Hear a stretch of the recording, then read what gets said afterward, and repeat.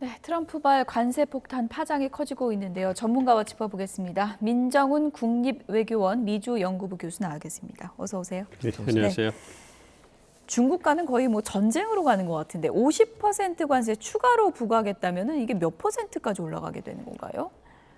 그러니까 거의 100%까지 예. 올라가는 거 아닌가 싶습니다. 말씀해 주신 것처럼 1기 때도 그랬던 것처럼 2기 들어서 대중국 견제가 가장 그 트럼프 행정부의 전략적 목표 같고요. 예. 통상 부분에서 중국이 미국이 갖고 있는 무역 수지 흑자가 워낙 크기 때문에 그 부분에서 어떤 그 큰 변화를 주고 싶은 그런 생각을 갖고 있는 것 같습니다. 그렇기 때문에 이미 중국에 대해서 추가 20%의 관세가 부과된 상황이잖아요. 거기에 이제 상호 관세가 9일날 34%가 중국에 부과가 되면 예. 54%인데 수치만 갖고도 거기다가 50% 추가로 부과하면 104% 되니까 작년 트럼프 후보가 그 선거 기간 동안에 중국에 대해서 100%를 부과하겠다 이런 얘기를 했거든요. 예. 그러니까 목표를 달성하는 것이 아닌가. 그게 엄포인 줄 알았는데 진짜로 그렇게 할 수 있는 거군요. 그렇게 가능성이 예. 있는데요. 50%를 추가를 정말로 부과할지는 좀 지켜봐야 될 것 예. 같습니다. 그 미국 입장에서 사실 이렇게 물러서지 않고 강력하게 중국과 좀 부딪히는 이유가 좀 있을까요? 그러니까 트럼프 2기 행정부가 그 무역 수지 적자를 줄이기 위해서 동맹이든 비동맹이든 상관없이 무역 수지 적자가 큰 국가를 대상으로 주요 대상국을 해가지고 뭐 상호 관세를 부과하고 있잖아요. 예.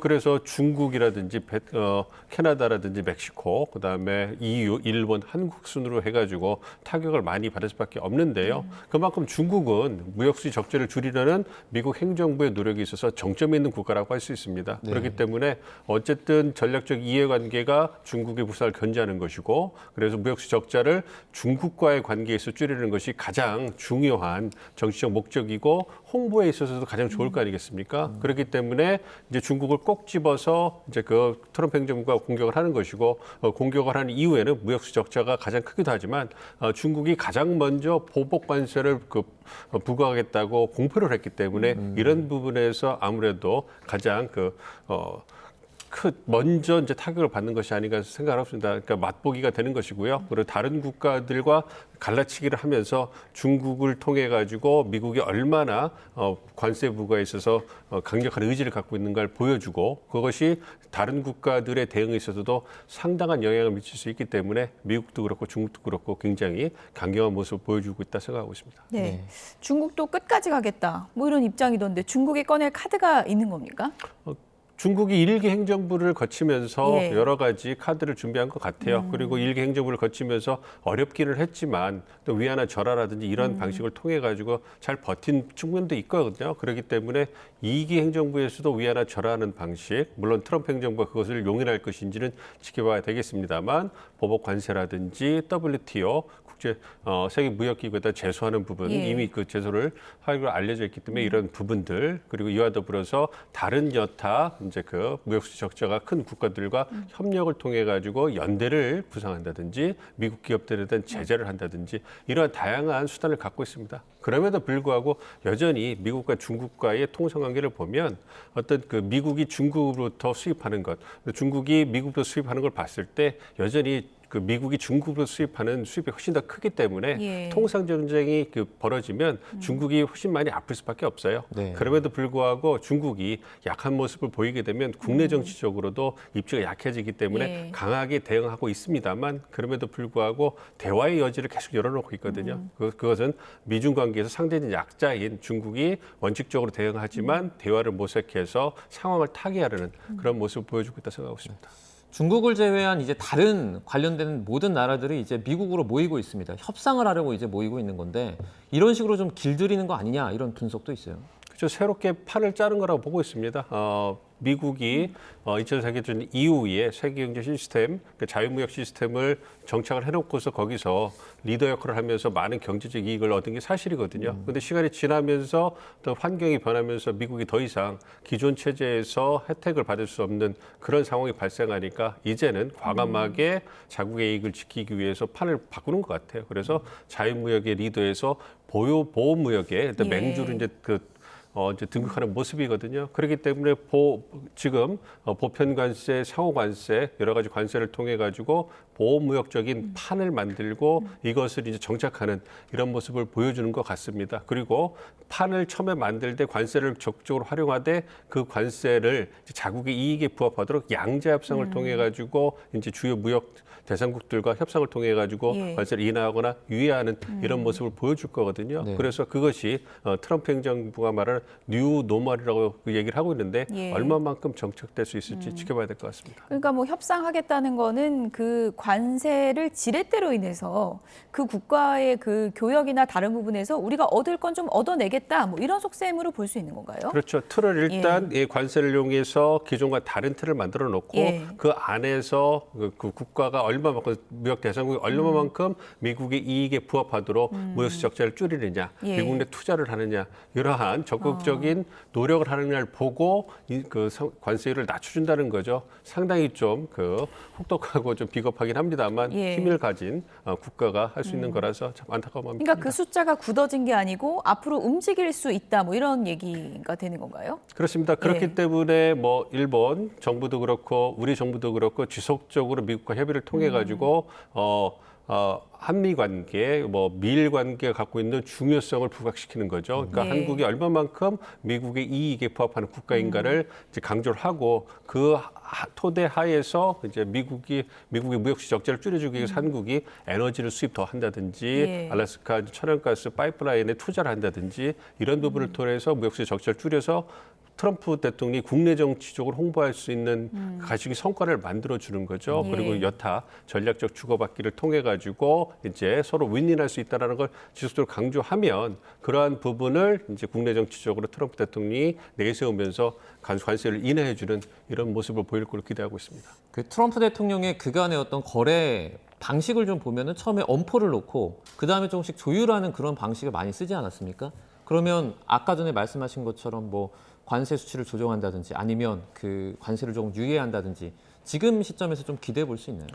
일단은 발효를 하는 것은 이제 기정사실인 것 같아요. 말씀드린 것처럼 새로운 틀을 만들고 싶어하기 때문에 이 부분에 대해서 백악관 관계자들도 계속 강조를 하고 있어요. 우리가 새로운 틀을 만들고 있고 규칙을 만들고 있고 우리는 이거에 대해서 정말로 진지하게 고민하고 있고 노력하고 있다 이런 얘기를 하기 때문에 그 상호 관세가 발효되기 전에 아마 그 관세가 뭐 유예되거나 인하될 그런 가능성은 희박하다고 보고요. 그 네. 이후에 틀을 만든 다음에 이제 양자 협상을 통해 가지고 하나하나 다른 관세율이라든지 어떤 유예하는 이런 모습을 보여줄 가능성이 있기 때문에 그러한 부분들에 대해서 어느 정도 예측을 하는 그 각국 정부들이 이제 그 앞다투어서 미국 정부와 양자 협상을 하려고 하는 그런 움직임을 보이고 있는 것으로 생각하고 있습니다. 이렇게 뭐 강경해진 그 배경을 보면 이제 트럼프 주변에 있는 참모들을 좀 봐야 되는데 이번에 그 관세 정책의 핵심으로는 나바로 고문이 이제 많이 언급이 되더라고요. 어떤 사람이길래 그렇습니까? 피터 나바로는 이제 그 미국에서 중국 전문가예요. 예. 그리고 대학 교수였는데 아무래도 과거에는 그 중국을 많이 연구하시다 보니까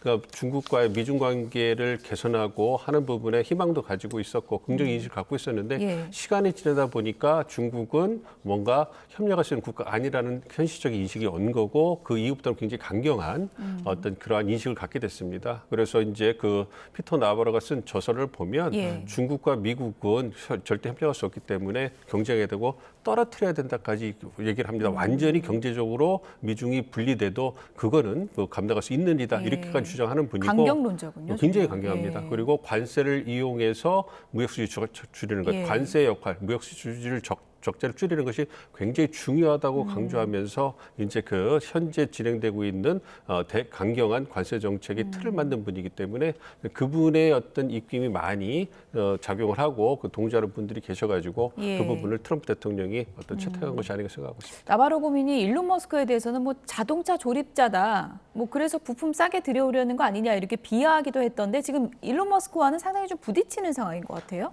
아무래도 백악관 내에도 예. 그 중국 문제라든지 무역 문제에 있어서 무역 수지 적자를 줄이고 중국에 대해서 강경한 입장을 보여야 된다는 거에서는 이견이 없어요. 그렇지만 얼마만큼 강경해야 되고 방법론을 어떻게 할 것이 되냐 이 부분에서는 차이가 있거든요. 큰 틀에서 피터 나바로 같이 그 고문처럼 굉장히 대중국 강경이고 미중이 완전히 그 탈동조해야 된다 주장하는 분들이 있지만 예. 뭐 로트릭 상무장관이라든지 베센트 재무부 장관, 그다음에 그 머스크 이제 그 CEO 같은 경우에는 그 다 기업인들이고 어떤 예. 경제적 비즈니스맨들이잖아요. 예. 그렇기 때문에 중국을 견제하고 무역 적자를 줄이긴 해야 되지만 너무 강경하거나 미국 경제에 해를 끼칠 만큼 그렇게 강해가는 것은 옳지 않다. 좀 유화적이거든요. 강경하면서도 그러한 어떻게 보면 좀 이견이 있기 때문에 이런 부분에서 충돌이 되는 거 아닌가 생각을 하고 있고 어쨌든 서로 이제 상받고 좀 강약 의견을 내면서 그나마 지금과 같은 모습을 보여주고 있기 때문에 앞으로는 이런 그 기업인 출신들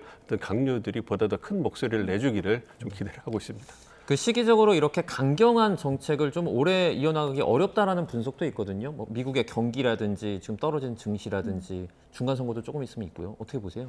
지금 보여주고 있는 보편문 관세, 상호 관세 이 부분이 제가 생각할 때는 최대치라고 생각을 하고 있습니다. 처음에 가장 높은 수준의 어떤 정책 제안을 한 다음에 여기에서 조금씩 조율해가는 모습을 보여주지 않을까 싶고요. 이것이 트럼프 대통령이 부동산 개발자라면서 보여줬던 거래 기술의 핵심인 거거든요. 100%를 얻기 위해서는 200%를 먼저 제안을 하고서 이제 조율해가는 방법 이것이기 때문에 트럼프 대통령 입장에서는 가장 자기가 원하는 만큼의 높은 그것보다 높은 것을 설정을 해놓고 거기서 조율해가는 방식 그러면서 자신의 관대함을 보여주는 이런 그 모습을 취해질 거라고 생각하기 때문에 그 부분 말씀드린 것처럼 이제 조금씩 양자 협상을 통해 가지고 서로 다른 관세율 그러니까 예. 지금보다는 상당히 좀 조율되고 낮아진 관세율이 어떤 그 다른 국가 서로 다른 국가에 대해서 적용될 거기 때문에 뭐 그런 부분에 대해서는 앞으로의 그 방향을 본다면 지금만큼 강경하지 않고 좀 유화적이고 좀 탄력적인 이런 모습이 보여질 거다 생각하고 있습니다. 네. 어쨌든 상호 양자 협상 그러니까 각 국가들이 이른바 뭐 각계 전투에 지금 들어가는 그런 양상으로 갈 텐데 일본의 이시바 총리는 또 트럼프 대통령과 통화를 했다 그러잖아요. 그럼 영향을 미칠까요? 계속 이제 어떻게 보면 접촉을 예. 하는 거죠. 예. 그러니까 상호 관세가 일본에도 24% 부과되는 것을 9일날 막지는 못하겠지만 지속적으로 일본이 얼마만큼 이 부분에 대해서 신경을 쓰고 있고 일본이 미국에게 얼마나 중요한 무역 파트너이고 어떠한 기여를 할 수 있다는 걸 지속적으로 다양한 채널을 통해서 강조하고 트럼프 대통령은 특히 정상회담 이런 걸 좋아하는 분이잖아요. 그러니까 어떤 정상 차원에서 지속적으로 일본이 갖고 있는 관심과 우려 그다음에 이제 기업 부분을 접촉을 하다 보면 예. 그 부분이 트럼프 대통령에게 이제 그 받아들여져서 많이 반영될 거라고 보고 있습니다. 그렇기 때문에 우리도 지금 이제 그 정진경 통상교섭본부장께서 가시잖아요. 이제 예. 강력급에서 하고 이제 국내 새 정부가 들어오면 정상 차원에서 지속적으로 트럼프 대통령 소통하면 우리도 다른 나라보다 차별받지 않는 그러한 어떤 그 통상 환경을 만들 수 있지 않을까 기대를 하고 있습니다. 그 시기적으로 우리나라는 지금 정상 외교가 조금 어려운 상황이지 않습니까? 그러면은 이런 상황 때문에 조금 협상이 불리할 수도 있을까요?